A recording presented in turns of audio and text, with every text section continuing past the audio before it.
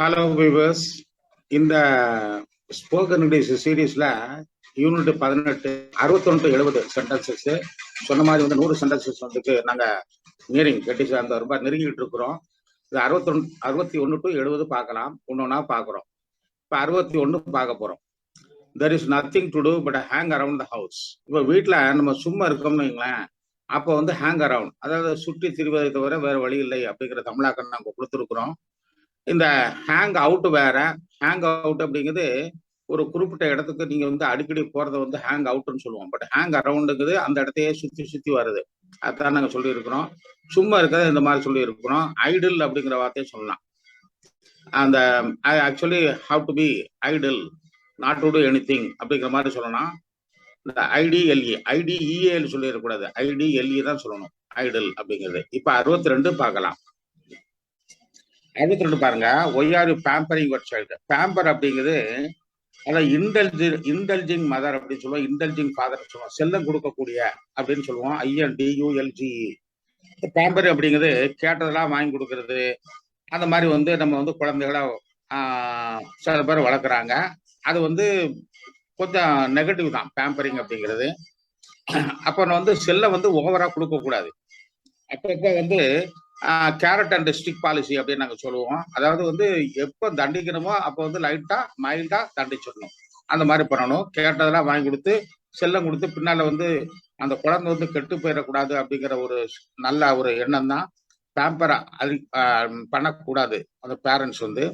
அதனாலதான் இந்த சென்டென்ஸை போட்டிருக்கிறோம். இது சென்டென்ஸ் 62. சென்டென்ஸ் 63 பார்க்க போறோம். Morning will not help you. Morning அப்படிங்கிறது மர்மரி. சில நேரங்கள்ல நம்ம வந்து இந்த மாதிரி நேரங்கள்ல வந்து ஸ்பீக் அப் அப்படிம்போம். ஸ்பீக் அப்னு சொன்னா வாய்ஸை ரேஸ் பண்ணி பேசுறது. மார்னிங் மர்மரிங் அப்படிங்கிறது முணங்குறது. விஸ்பரிங்னு காதுல போய் பேசுறது, அது whispering.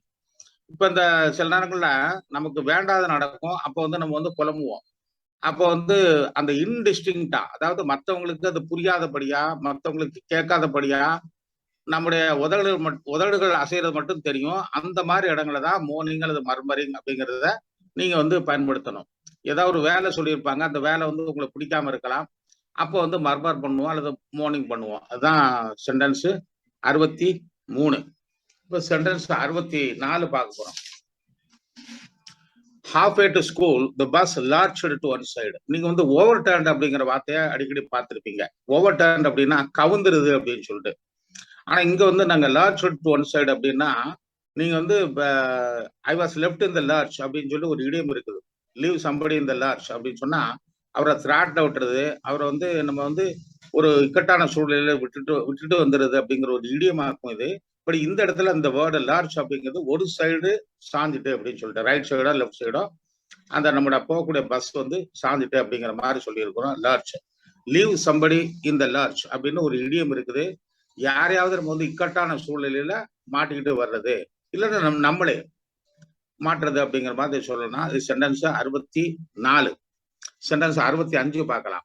For a moment I did not do what to do. இது வந்து சில பேர் வந்து டயலமாம்பாங்க, டிலமான்னு கூட சொல்லலாம். அமெரிக்கன் இங்கிலீஷ்ல டிலமாமோ. அது என்ன செய்யணும் அப்படிங்கிறது தெரியாம நம்ம இருக்கக்கூடிய ஒரு சூழ்நிலை. இதை செய்யவா அதை செய்யவா, அந்த மாதிரி இடங்கள்ல ஐ வாஸ் இன் டயலமா அப்படின்னு நம்ம சொல்லலாம். I did not know what to do. என்ன செய்யறது, அடுத்த எப்படி ப்ரொசீட் பண்றது, அடுத்த கட்டத்துக்கு நம்ம எப்படி போறது அப்படின்னு தெரியாம இருக்கும். அந்த மாதிரி நேரங்கள்ல நீங்க சொல்லலாம் ஐ வாஸ் பசில்டு அப்படின்னு சொல்லலாம். அந்த மாதிரியும் சொல்றதுக்கு வாய்ப்புகள் இருக்குது. இது சென்டென்ஸ் 65. சென்டென்ஸ் 66 பார்க்கலாம். It is always wise to be wary. Wary அப்படிங்கிறது இப்ப ஒரு வார்னிங் மாதிரி. நீங்க வந்து யார்கிட்டயா பழகும் போது, அதுவும் வந்து நமக்கு முன்ன பின்ன தெரியாத, அதான் அவங்க சில நேரங்களில் வந்து அவங்க அக்வெண்டன்ஸ் ஆயிடுவாங்க. அக்வெண்டன்ஸ்னா கொஞ்சம் லேசா பழக்கம் வந்துடும், அதான் அக்வெண்டன்ஸ். அப்புறம் ஃப்ரெண்ட் ஆவாங்க, க்ளோஸ் ஆவாங்க, அது வேற. அப்படி ஒவ்வொரு படிப்படியா ஸ்டேஜா போறது. பட் அக்வெண்டன்ஸ் அப்படிங்கிறது லேசா பழக்கம் உள்ள ஆட்கள் அப்படின்னு அர்த்தம். பஸ்ல நீங்க போறீங்க, ட்ரெயின்ல போறீங்க, அங்க வந்து உங்களுக்கு நமக்கு பழக்கம் ஏற்படுது, அது அக்வெண்டன்ஸ். இருந்தாலும் நமக்கு முன்ன பின்ன தெரியாத கொஞ்சம் வந்து அந்நியமா இருக்கிறது ரொம்ப நல்லது அப்படிங்கிறது தான் இந்த சென்டென்ஸ். சென்டென்ஸ் 66. சென்டென்ஸ் 67 பார்க்க போறோம். All the neighbours are considerate.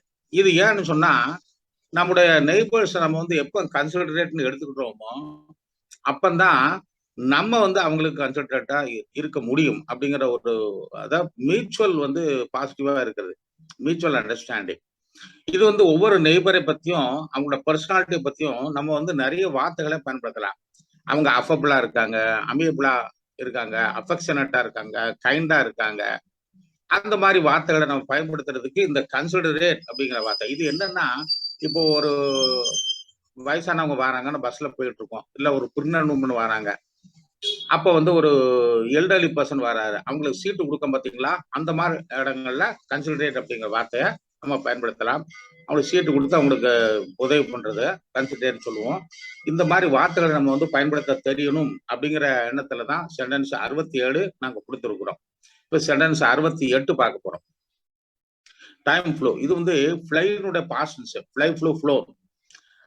இந்த time flew and soon it was past. அதாவது நம்ம வந்து இப்ப ஐ வாஸ் ஆங்கிரி அப்படின்னு சொல்றத ஐ வாஸ் ஃபியூரியஸ் அப்படிங்கிறோம். டைம் ஆக்சுவல் நம்ம டைம் வந்து பறந்துட்டு அப்படிங்கிறத கொஞ்சம் நல்ல அழகா சொல்றது. இப்போ நம்ம ஒரு 10 மணிக்கு ஒரு காரியத்தை ஆரம்பிக்கிறோம், 11 மணிக்கு அது வருதுன்னு வைங்களேன். Time went off like any thing அப்படின்னு சொல்றதை விட இந்த ஃப்ளூ அப்படின்னு சொல்றது கொஞ்சம் நல்லா இருக்கும். இது கொஞ்சம் ஸ்டாண்டர்ட் இங்கிலீஷ். பிளைனுடைய past tense. So it was soon. நமக்கு வந்து நேரம் போனதே தெரியல அப்படின்னு சொல்லுவோம் பார்த்தீங்களா? அந்த மாதிரி இடங்கள்ல இந்த எஃப்எல்இடபிள்யூ ஃப்ளூ வந்து நம்ம பயன்படுத்தலாம். இது சென்டென்ஸ் 68. இப்ப சென்டென்ஸ் 69 பார்க்கணும். I am busy tidings out. இது வந்து கிளீனிங் சொல்லலாம். நீங்க வந்து துடைக்கிறது வந்து டஸ்டிங் அப்படின்னு சொல்லலாம். இந்த டைடிங் அப்படிங்கிறத அதாவது ரொம்ப நல்ல முறையில சுத்தப்படுத்துறது. ஒரு பொருள் வந்து அது வந்து அப்படியே வந்து ஸ்கேட்டர்டா இருக்குது, லிட்டர்டா இருக்குது. அது வந்து அது எங்க இருக்கணுமோ அங்க கொண்டு வைக்கிறது. அந்த மாதிரியான இது கிளீன் பண்ணும்போது இந்த டைடிங் அப்படின்னு சொல்லி நாங்க சொல்லுவோம். இது வந்து நல்லா சுத்தப்படுத்துறது தான் வந்து இந்த டைடிங் அப்படின்னு நாங்க வந்து சொல்லுவோம். அப்போ கிளீனிங், டைடிங் அப்படிங்கிறது வேற.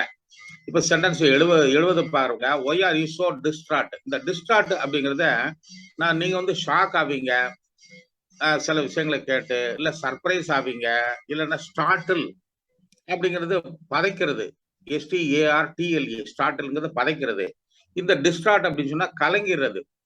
அப்போ நம்ம வந்து வெவ்வேறு வார்த்தைகளை அந்த அந்த எங்க அப்ராப்ரேட்டா பயன்படுத்துறோமோ அப்பதான் நம்மளோட லாங்குவேஜ் வந்து நம்ம வந்து என்ஹான்ஸ் ஆகுது, ஸ்ட்ரென்தன் ஆகுது, என்ரிச் ஆகுது அப்படிங்கிறத சொல்லிட்டு இந்த வீடியோ வந்து உங்களுக்கு ரொம்ப பிடிக்கும். லைக் பண்ணுங்க, கமெண்ட் பண்ணுங்க, ஷேர் பண்ணுங்க. பெல் ஐக்கானை பிரஸ் பண்ண ஆல் பெல் ஐக்கானை பிரஸ் பண்ண மறந்துடாதீங்க. தேங்க்யூ.